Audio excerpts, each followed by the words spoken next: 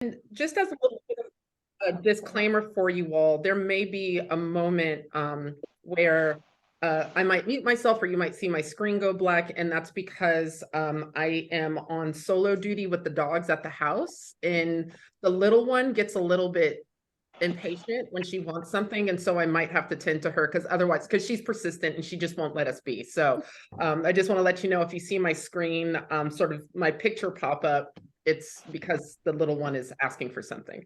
No worries. We all We'd have stuff that also, comes up. and we'd love to see your dog, Yvonne. I think Okay. children and dogs on Yeah. Zoom, all kinds of Yeah. pets are like the best part of Zoom. Yeah. When children wander in or Uh-huh. cats, so go for it. Oh yeah, yeah. She'll probably make an appearance, but she might start barking and she will not stop unless you give her the thing that she's barking for. So I've been trained very well by her. I love reading people's bookshelves. That's what I do when I Zoom stalk people, and also why my background is currently blurry. So, Yeah, I'm sitting uh, away from all my bookshelves, so it's a good thing. yes. Well, let's go ahead and dive in. I love catching up with you all, but we've got a lot to cover in kind of a tight hour today. So we will get started. But great to see you all live, and to those watching the recording later, hope you join us live next time. Today we'll be discussing the two resources we asked you guys to peruse ahead of time: the documentary film Slavery by Another Name, and then the book Just Mercy by Bryan Stevenson. And if you did not finish both of those resources, no worries. I know that's a big thing to ask for discussion. I will admit I was cram reading finishing earlier this week, so you are not alone. And I'm glad you came whether you finished or not. I'll give you a little bit of context about why we wanted to use these resources to guide not only today's discussion, but next month's as well, where we keep picking up on this question and topic of mass incarceration. I'll give a brief overview of the two resources in case you were skim reading like I had to at the end, or you just need a little bit of a refresher about why we thought these were important. Yvonne and I will dive into some conversation, and then I want to make sure we get to questions from you all too as you engage with these resources. So if that sounds good, we'll dive right in. So at the surface level, these two don't feel like they fit super well together. The one film picks up right after the end of slavery. Bryan Stevenson's book is kind of much more in the modern era. But why we put these two together is in order to understand where we are today and where we want to build in the future, we have to understand the links and how all of these pieces of past fit together. And I know for me, growing up in school, the bits and pieces I was able to learn were kind of slavery and civil rights movement.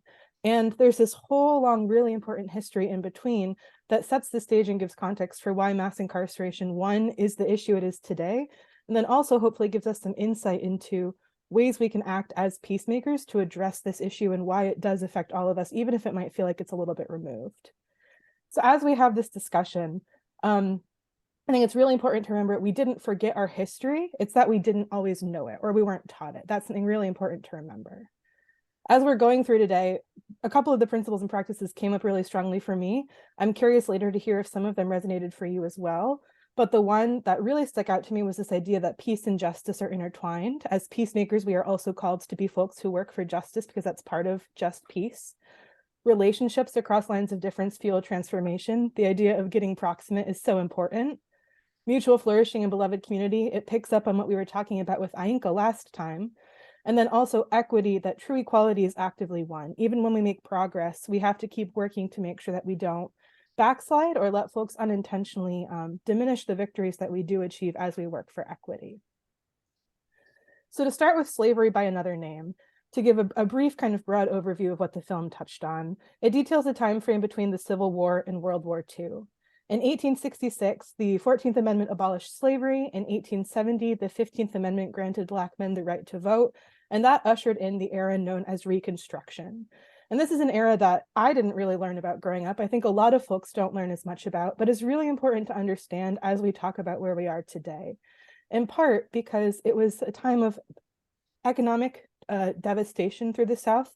The entire economy has been decimated by the end of slavery, but also an opportunity to rebuild something better, and kind of a missed opportunity because instead of actually capitalizing on these amendments and leaning into equity and building a future that was more in line with American aspirational values, another system was put in place that still targeted African Americans and still exploited labor and still was based on these cultural assumptions about Black folks and white folks and how social orders should remain. one of the really important kind of ideas or phrases that came out of this time was the idea of convict leasing. The 14th Amendment abolished slavery except in cases where a crime had been committed. And this again like lays the framework for later discussions when we'll get to mass incarceration today and the use of forced labor today as well. But part of that was also a lot of laws were passed criminalizing Black life. There was this assumption of Black criminality because there was a reliance on Black labor. And in order to justify locking someone up or putting them into this, convict system, labeling them as that, and then using and exploiting that labor, there's a real social kind of construct underneath that made it so that even though there were strides forward in terms of abolishing slavery, the kind of cultural violence and narratives were still very much being reinforced and used to justify exploitation of labor. And in some ways, the conditions got even worse. As horrible as it is to talk about, under slavery, folks who enslaved others had a economic reason to try and care for what they saw as their property, even if we are totally against that. But under the system of convict leasing, there was no longer the economic incentive to actually care for folks because they were seen as even more disposable. I think that's something really important to understand, that like we didn't just go and like the progress we've made to get to today isn't just always upward progress, right? There are some ways in which this kind of illusion of progress actually made conditions for folks a lot worse, even as it might seem like on paper they got better. The other kind of big important thing to understand during this time period is this idea of peonage and debt servitude, which has always technically been illegal, but was another way to extract and exploit Black labor by either faking how folks would get into debt or being exorbitant in terms of charging or constructing these reasons why when someone owed some debt, they were able to be taken and their labor exploited to pay that debt, which has always been illegal under federal law, but no one cared enough to actually challenge that. And so this was another kind of large system of exploitation that was used. One of the really important points the film makes around this is that the federal government didn't have the political will to uproot these systems of involuntary servitude, even though it was illegal. And I want us to come back later to that idea of political will. So that gets us up to 1912, World War I. Rather than segregation diminishing, it kind of spreads north through the country. The North, as we've talked about before and we'll continue to talk about, is not separate from this system. It's not like we've got two, parts of a country, one that's complicit in slavery and Reconstruction and exploitation and one that is not. This was one economic system that relied heavily on the exploitive labor.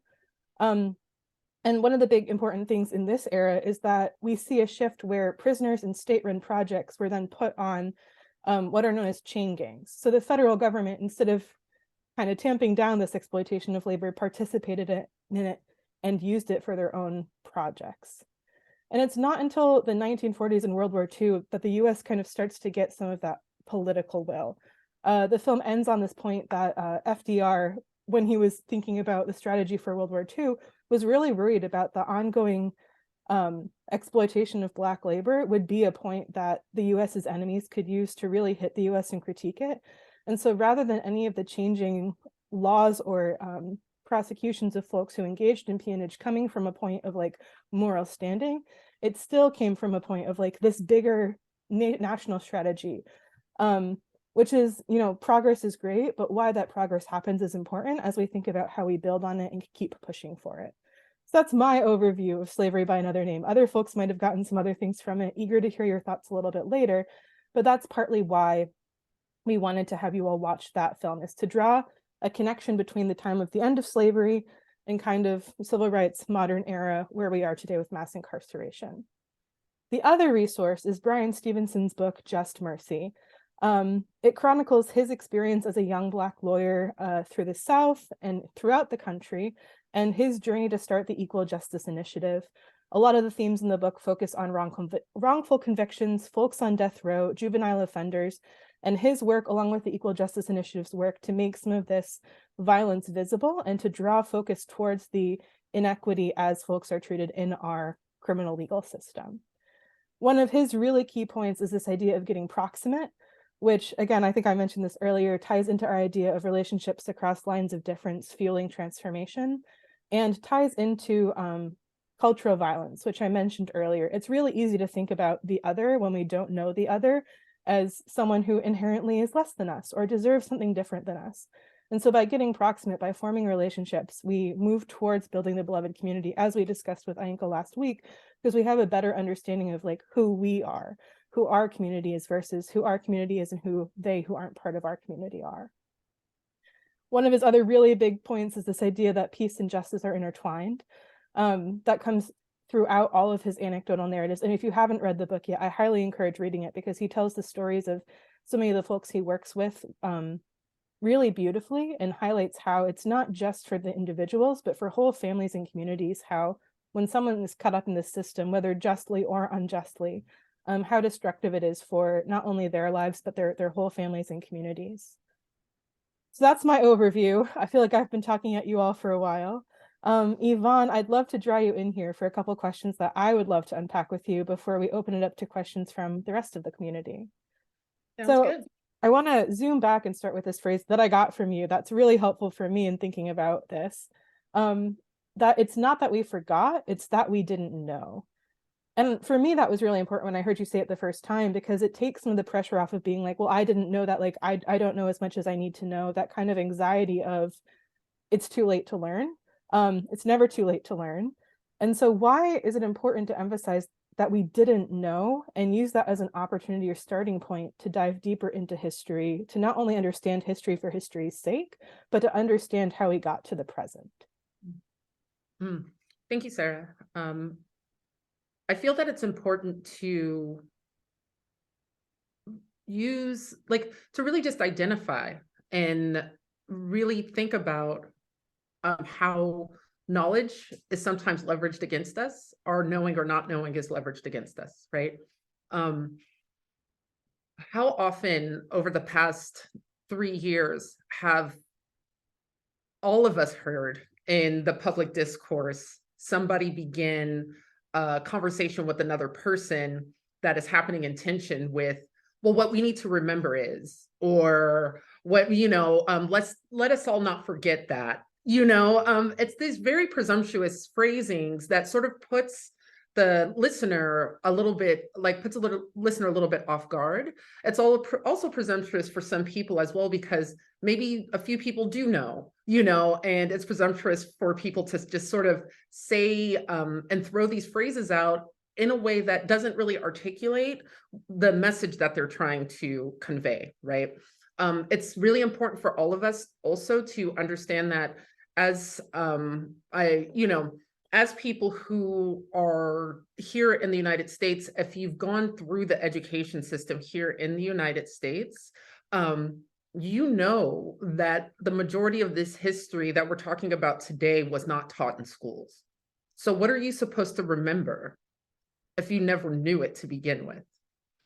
It offers us a little bit of grace, so we don't feel that we did something wrong because we didn't know something.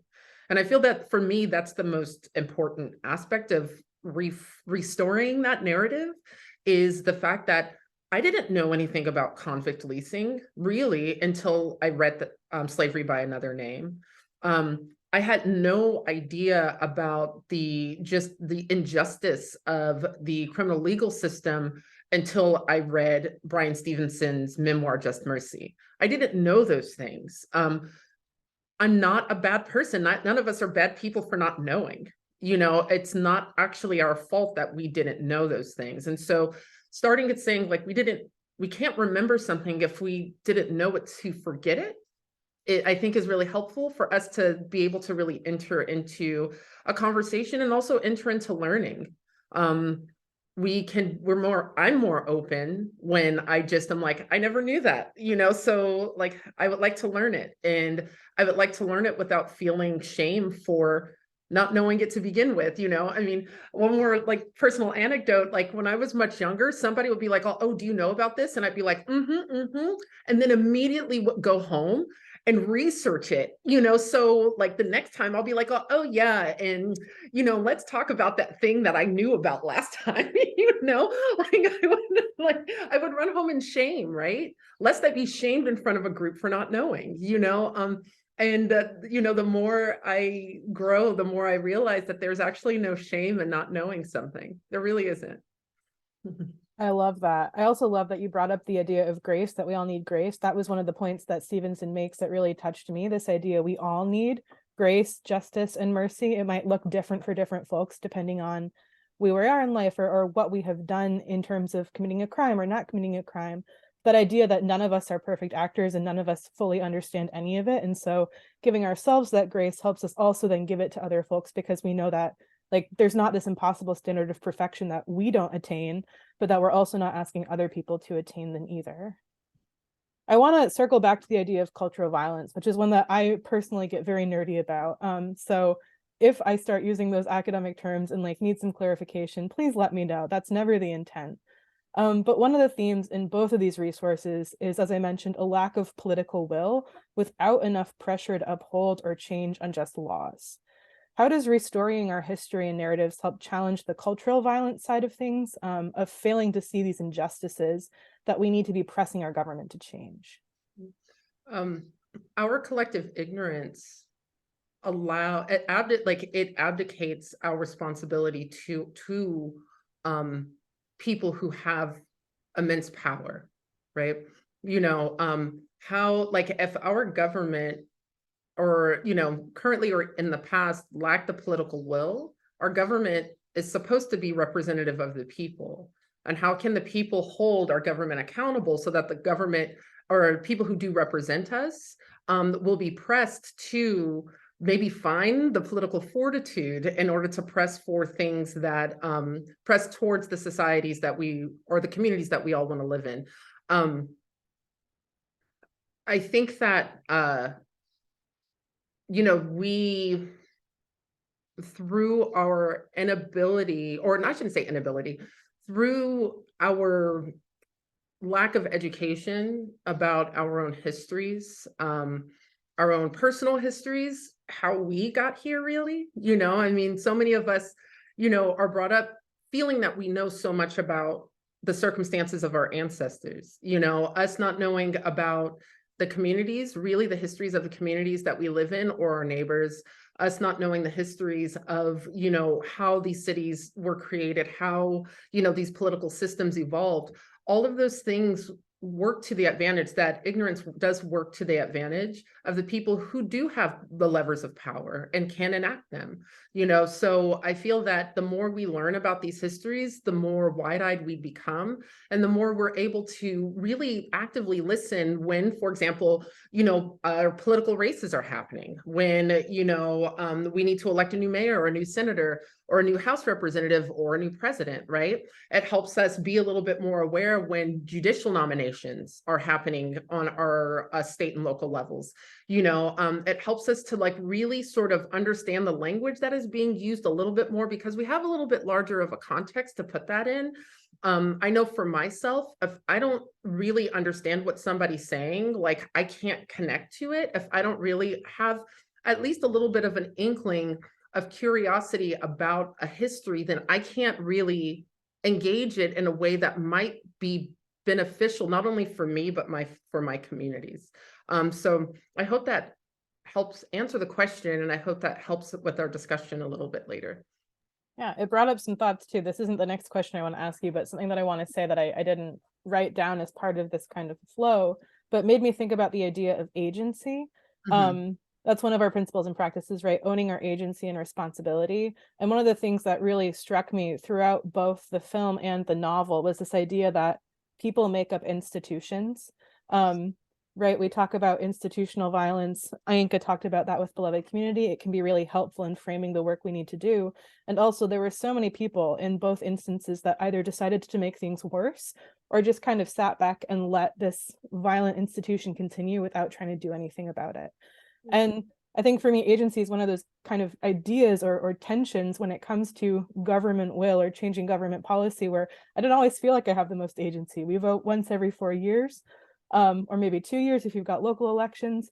But that to me isn't always the only way to exercise agency. And so I think where are the opportunities culturally to start, as Yvonne was saying, push us to ask these kinds of questions or engage these histories. I think we have a lot of agency to help shape how we engage in our communities, whether that be churches or schools or philanthropy groups, how we address and learn about and talk about and think about these topics. And At Telos, we believe that culture change is upstream of politics. And so all of that, even if it doesn't feel like we're changing laws that we need to change or policies we need to change, all of that is part of building a moment and a momentum of movement to actually push through the like strategic like institutional change that we also know we need.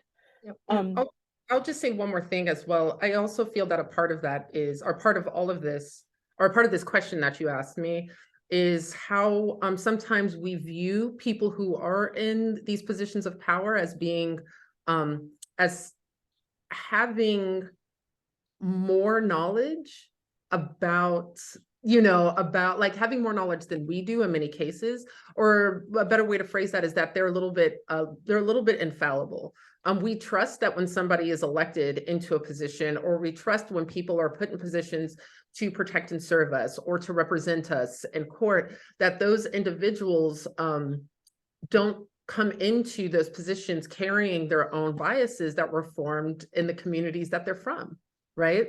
We aspirationally hope that, these individuals, regardless of their background, will take a look at things and, do and live up to the values of our Constitution and Declaration of Independence. Right. We hope that people would serve the people. And when we're talking about people, we're talking about all people. And those are the things that we sort of hope for.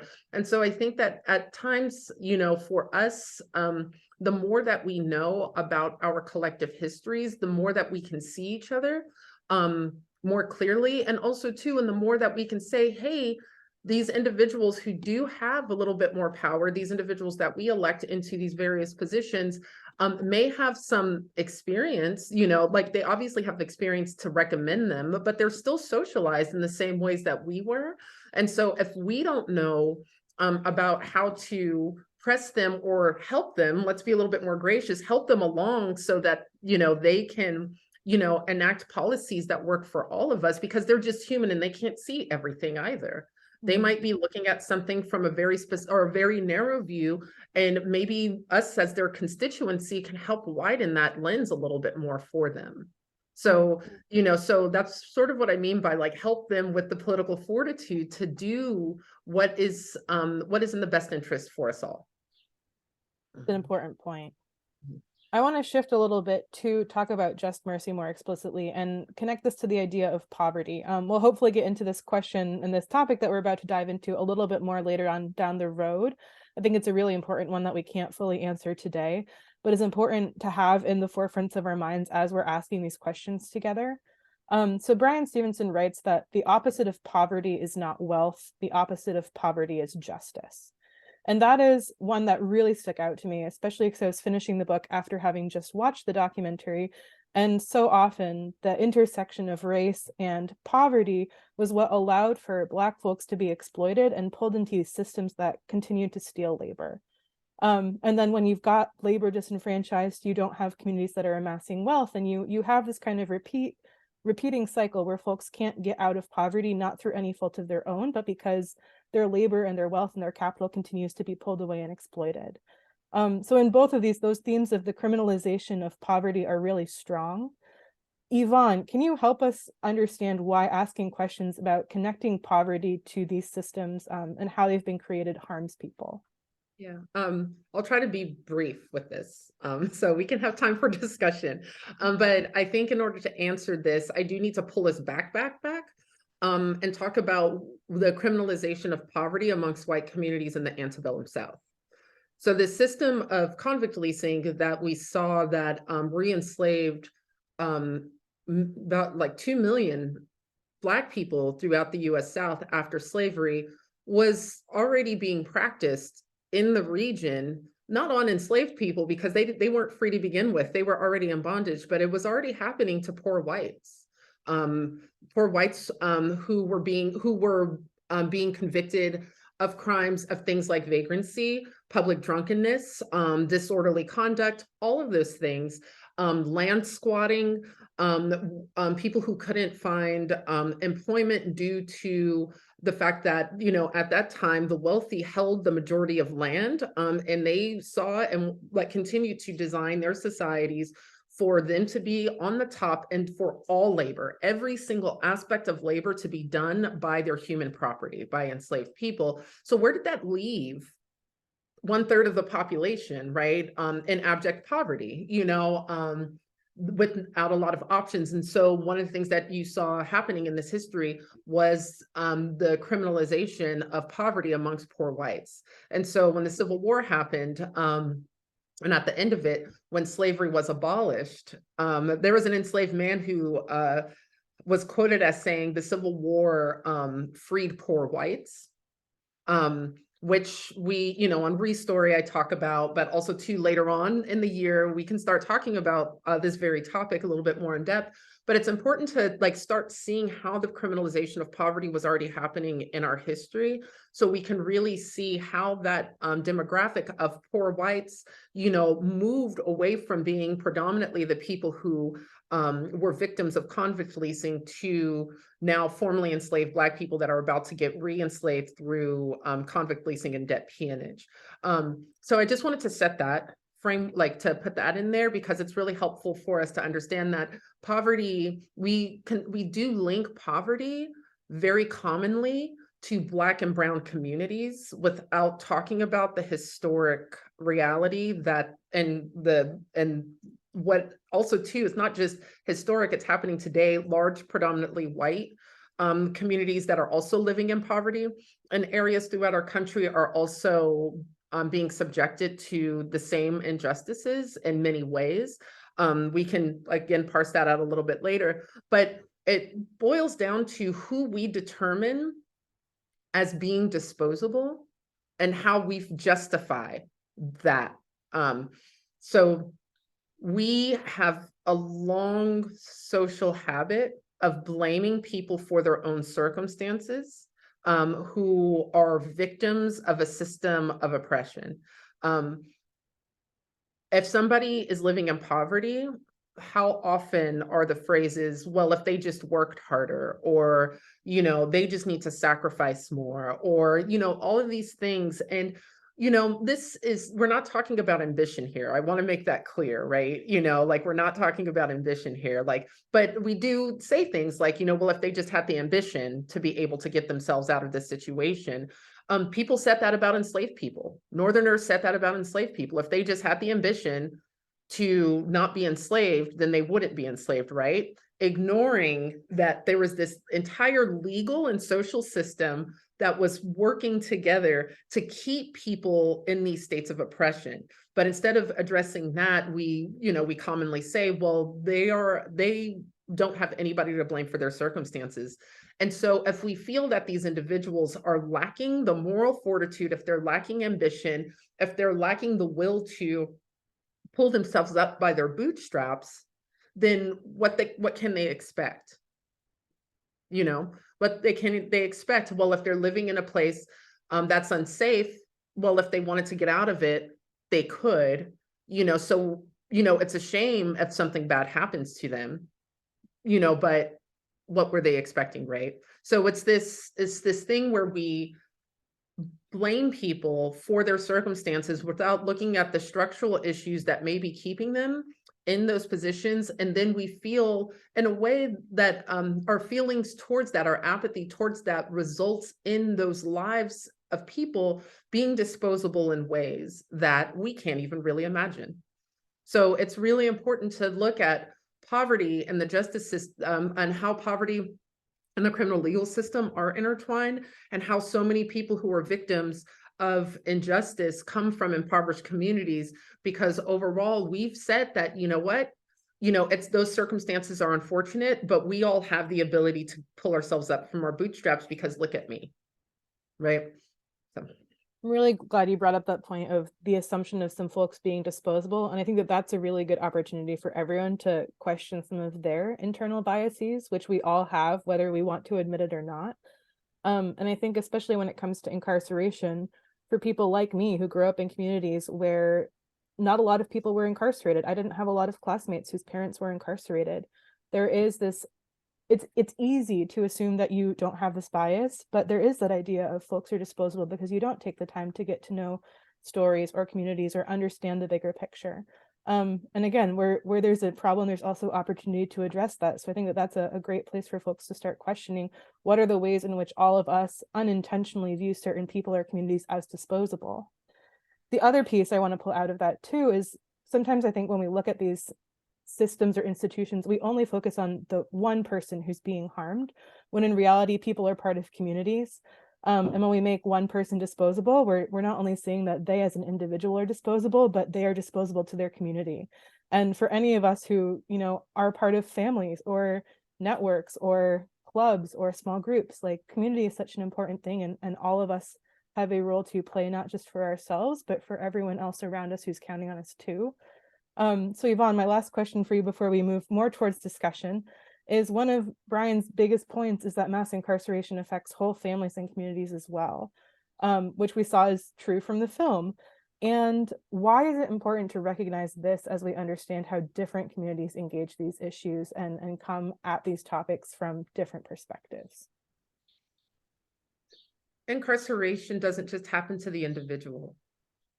It happens to every single person. Every single person who is in that person's life also suffers greatly because of their absence, as well. So if a parent is incarcerated, their children lose not only their parent, but their spouse now has to try to figure out how to raise their household alone while dealing with these unfortunate circumstances.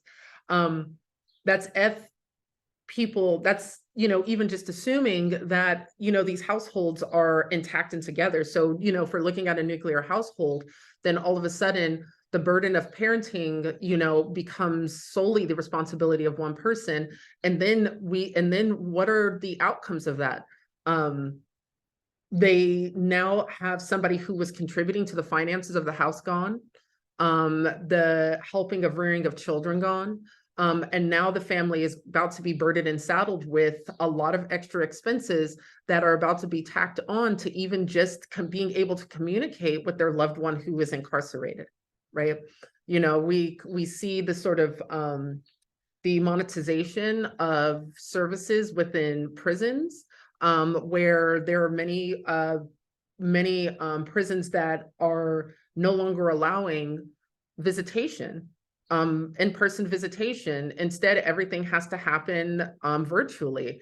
And those virtual services cost the family members in order to be able to even contact those individuals, right? And so there's this economic impact that incarceration has on families, this emotional impact that incarceration has on families.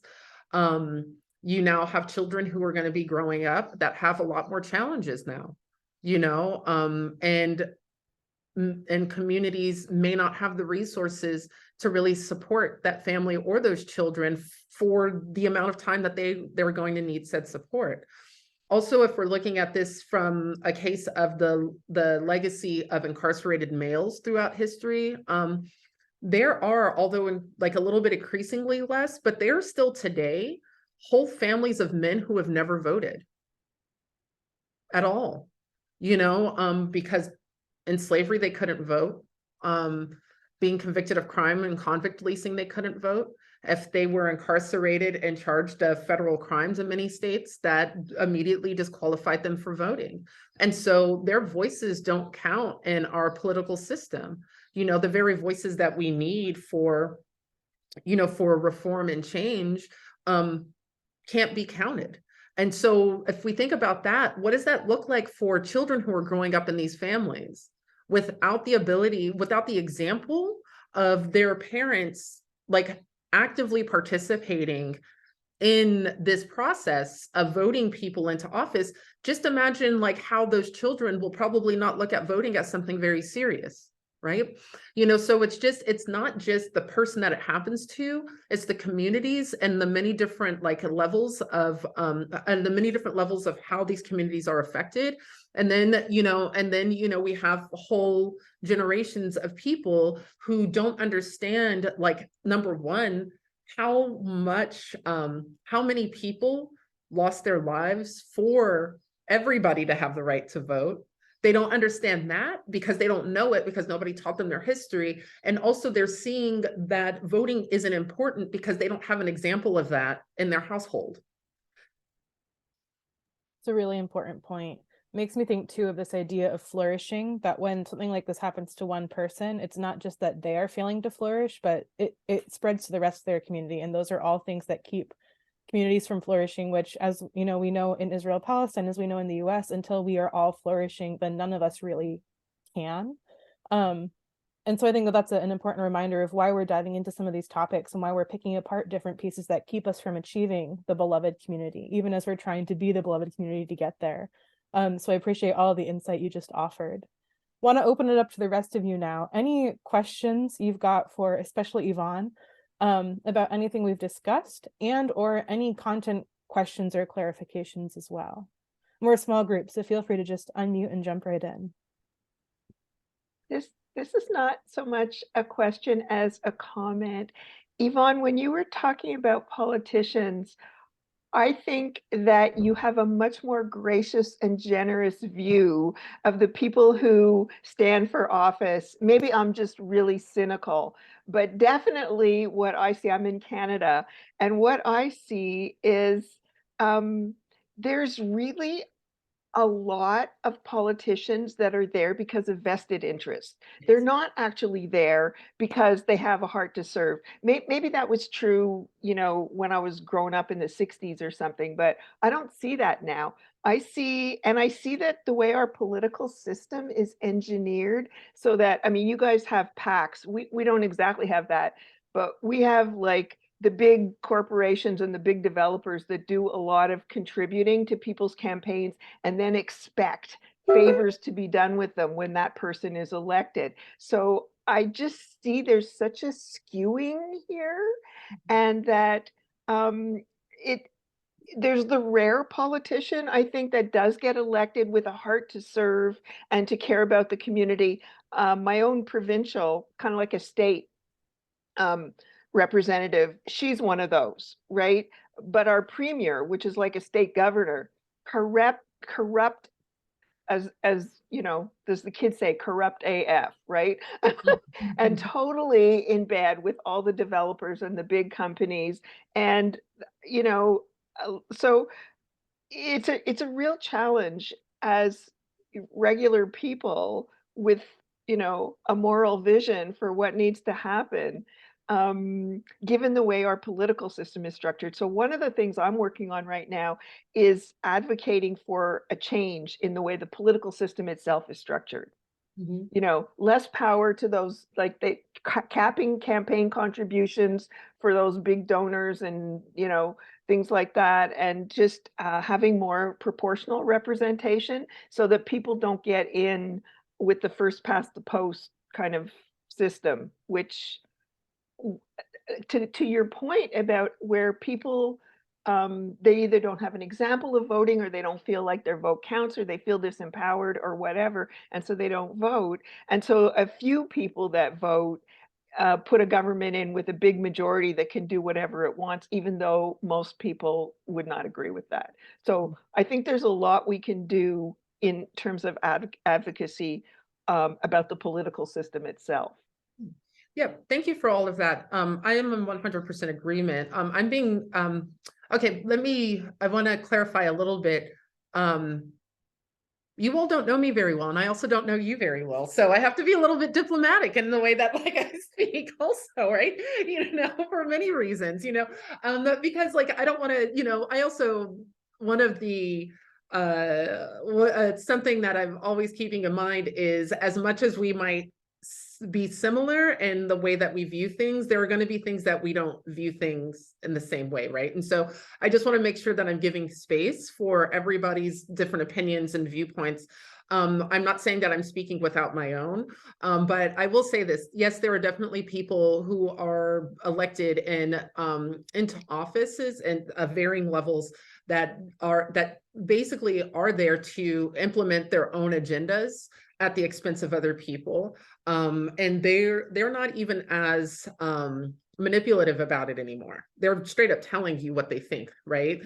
So I definitely agree.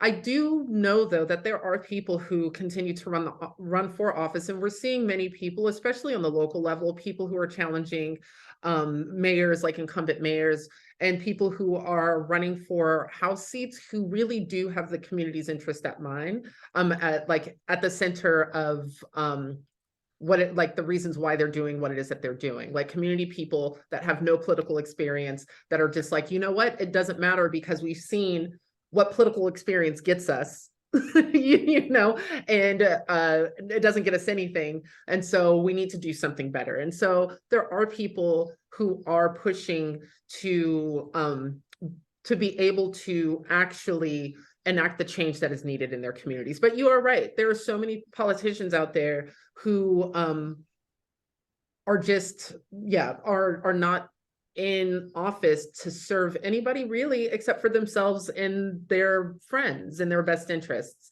And we are plagued with that very much. I think we are plagued with that in the United States, but we're seeing that this is true for many countries right now, is that people are beholden to, people are running these countries like businesses that's beholden to their stakeholders, not to the people who work for the businesses, right? Or the communities that these businesses exist in. And so I definitely I agree with you on pretty much all of those points. Two things I'd love to add too, that I think get to like how this fits into the bigger picture. One that I think is always important to remember is whenever we work for whatever kind of change we want to see, there's always multiple approaches to how we get that change done.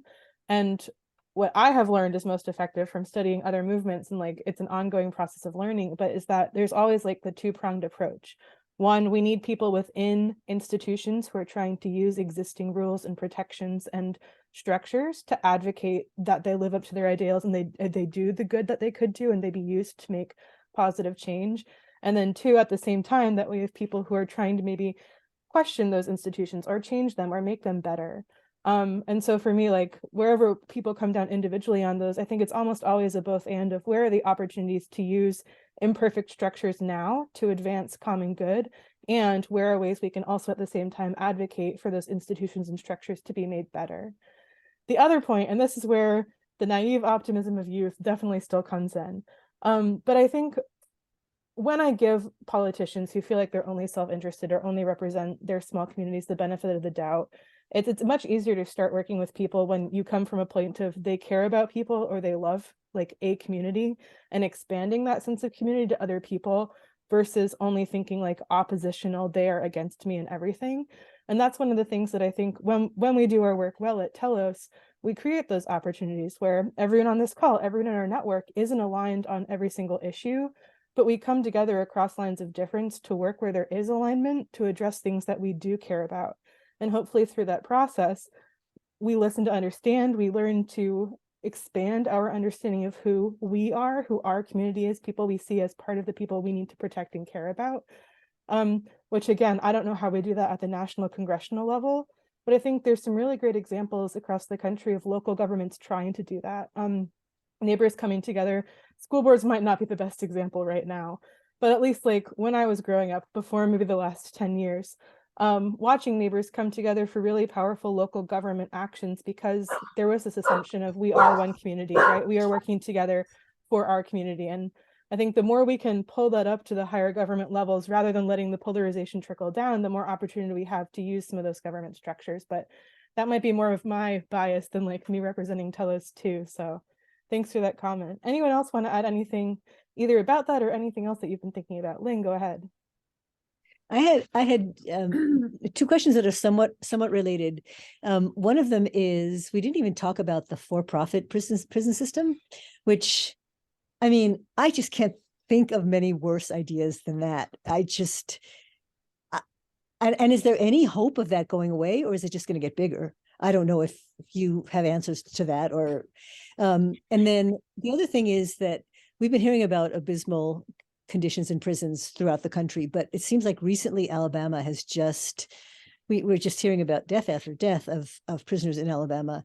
Given the government in Alabama and their complete indifference, it seems like, to this situation, I don't know. Maybe it's not a question. Maybe I'm just asking, what is there any hope for any, like, give me a reason not to be depressed about this. Like, what?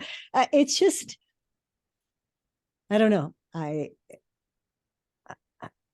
feel helpless to affect any kind of change, and it doesn't seem like there's a political will, like you talked about before, change either of those things. For-profit prison, neither for-profit prisons nor the conditions of not only Alabama, but I'm sure, I mean, Angola has been in the news forever for their prisons in the South. And I know, Yvonne, you're more than familiar with that. So I don't know, just thoughts, maybe just throw this out for discussion.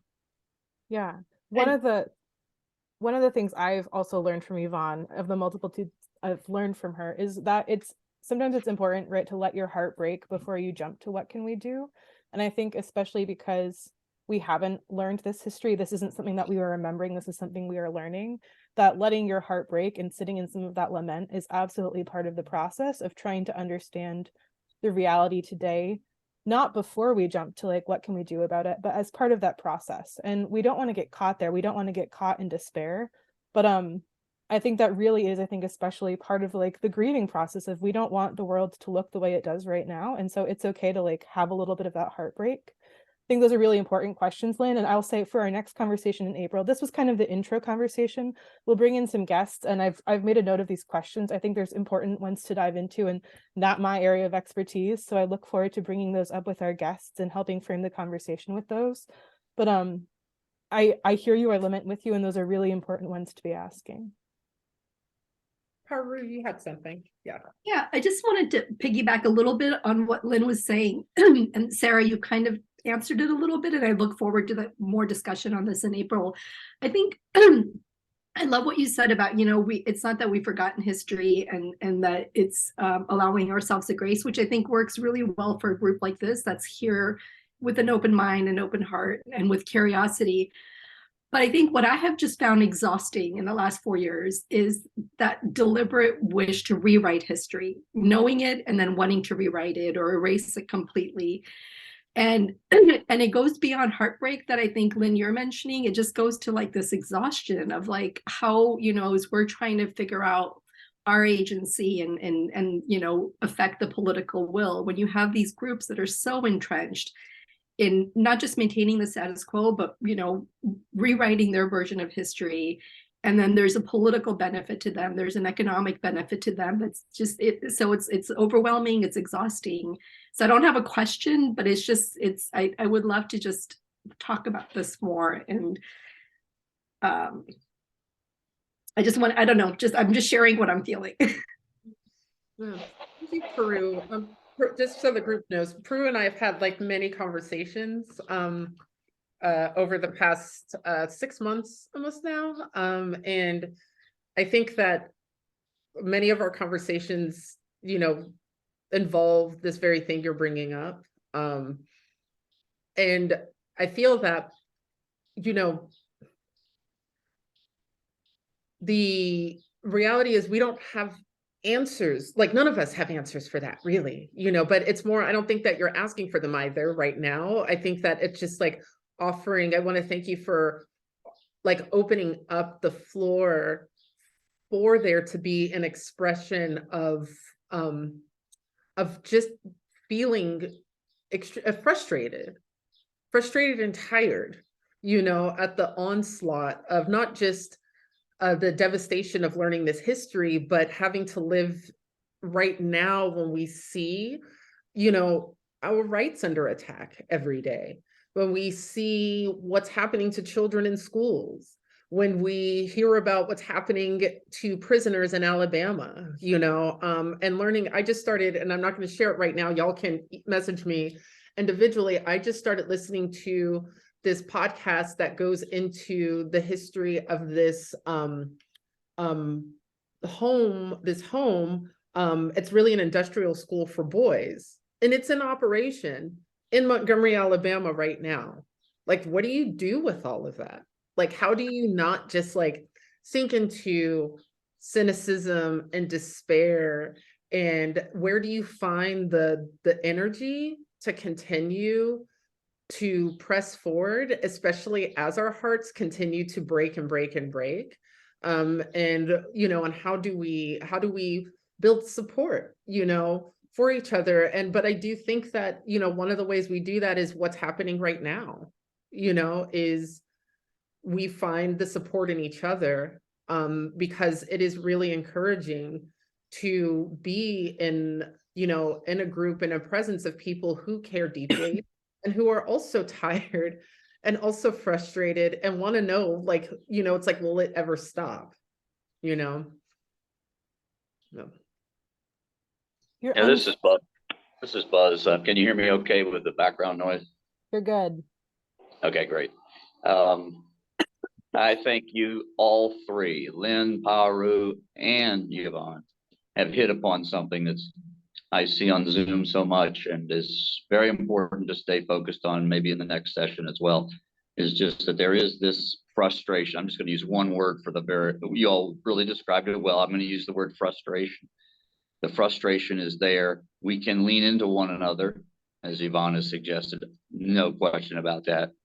It's just that I got a funny feeling, just a suggestion, that we need to do something, however small a step it might be, perhaps together, just something where we can get some sense that this is moving off of dead center.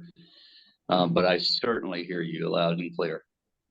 I have something to add there. So I was on the Israel-Palestine trip this past November, and so learning here in this space. So hello, everyone. That was a new conflict, a whole new education. There's so much there for me to learn, and I would get overwhelmed as well. And one thing that helped me, like Buzz, you're saying, what's one small thing we can do? I am also someone who I'm a doer. I'm full of action. That's just who I am to the core.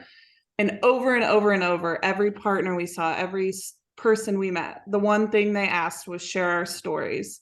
And so for me, I was like, I can do that. I can take, it's something that was to heart.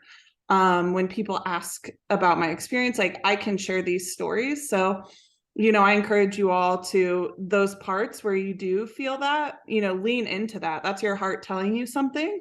And maybe that's a story you need to just share with people, because you may share that story with someone who has control in that space that you don't, or has something else. So the more we can just talk about it, it's a tiny, tiny step that I think might be a little bit more powerful, that then behind the scenes we can still continue to say what bigger steps or what's the bigger move. So I just, listening to those partners, that was the one thing they asked of me. So I tried to respect that and take that as my action, as little as it may be.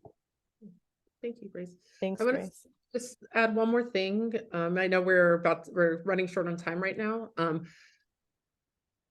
We can't really act unless we have the proper information to do so. So even just being a part of this learning core, even just delving into learning more through documentaries and books like Slavery by Another Name and reading Just Mercy, that's a part of information gathering.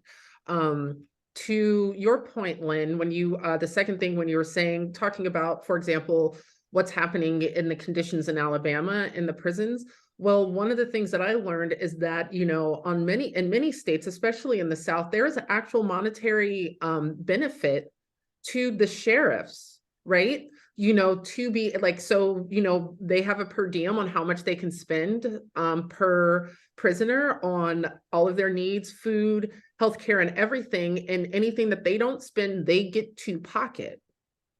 They get to pocket. So if they believe that criminals are lesser, right? If they believe criminals are lesser and they don't need all of these things, how do you think, what food do you think that they're going to be fed? What medical treatment do you think that they're going to receive, especially if they get an economic benefit, money directly in their pocket for saving, for cutting costs, for these criminals, right? And so, and I'm using their words, not mine right now, And so one of the things that, I do, and one of the things that I started doing is I started looking in my own state to see what those laws, if those laws existed, and we can change them. I'm not saying it's going to be overnight, but that's something that I learned. I was like, oh, well, what are the laws here in Louisiana?